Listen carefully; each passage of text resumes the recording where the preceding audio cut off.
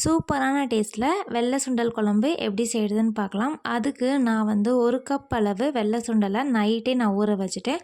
ஒரு 8 மணி நேரம் நல்லா ஊறியிருக்கு. இப்போ இதை ஒரு குக்கரில் சேர்த்துக்கலாம். சேர்த்துட்டு சுண்டல் முங்குற அளவுக்கு கொஞ்சமாக தண்ணி சேர்த்துக்கலாம். கூடவே 1 டேபிள் ஸ்பூன் அளவுக்கு உப்பு சேர்த்துக்கலாம். சேர்த்துட்டு நல்லா கலந்து விட்டுட்டு மூடி போட்டு மூடி ஒரு 5 விசில் விட்டுக்கலாம். 5 விசில் வந்துருச்சு. சுண்டல் பாருங்கள் நல்லா இந்த அளவுக்கு சூப்பராக வெந்து வந்திருக்கு. இப்போது நம்ம குழம்புக்கு தேவையான மசாலாவை வதக்கி அரைக்க போகிறோம். அதுக்கு ஒரு கடாயில் 1 டேபிள் ஸ்பூன் அளவுக்கு எண்ணெய், ஒரு 20 சின்ன வெங்காயம் சேர்த்துட்டு நல்லா வதக்கி விட்டுக்கலாம். கூடவே 1 டீஸ்பூன் அளவுக்கு சோம்பு சேர்த்துட்டு நல்லா வதக்கி விட்டுக்கலாம்.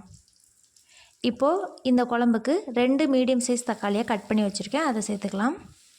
சேர்த்துட்டு நல்லா கலந்து விட்டுறலாம். தக்காளி நல்லா வதங்கி வரணும். இப்போ தக்காளி நல்லா வதங்கி வந்துருச்சு. இப்போ இது கூடவே 2 டேபிள் ஸ்பூன் அளவுக்கு தேங்காவை கட் பண்ணி வச்சுருக்கேன், அதையும் சேர்த்துக்கலாம். சேர்த்துட்டு இப்போ மசாலாலாம் சேர்த்துக்கலாம்.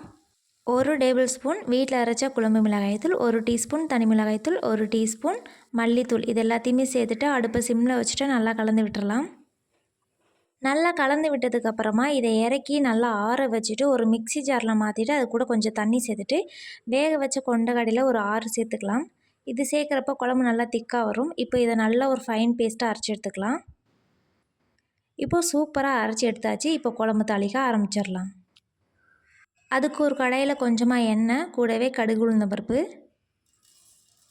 கடுகு நல்லா வெடித்ததுக்கப்புறமா ஒரு கொத்து கருவேப்பிலை சேர்த்துக்கலாம். இப்போது நம்ம அரைச்சி வச்சுருந்த வெங்காயம் தக்காளி பேஸ்ட்டை சேர்த்துக்கலாம். சேர்த்ததுக்கப்புறமா நம்ம வேக வச்ச கொண்டக்கடலையை சேர்த்துக்கலாம். இப்போது மிக்ஸி ஜாரை அலசி கொஞ்சமாக தண்ணி சேர்த்துக்கலாம். ஏற்கனவே நம்ம உப்பு சேர்த்துருக்கோம். இப்போ கொஞ்சமாக உப்பு சேர்த்துட்டு நல்லா கலந்து விட்டுடலாம். கலந்து விட்டுட்டு மூடி போட்டு மூடி ஒரு 10 நிமிஷத்துக்கு கொதிக்க விட்டுக்கலாம். இப்போ ஒரு 10 நிமிஷம் ஆயிடுச்சு. குழம்பு நல்லா திக்காக வந்திருக்கு பாருங்கள்.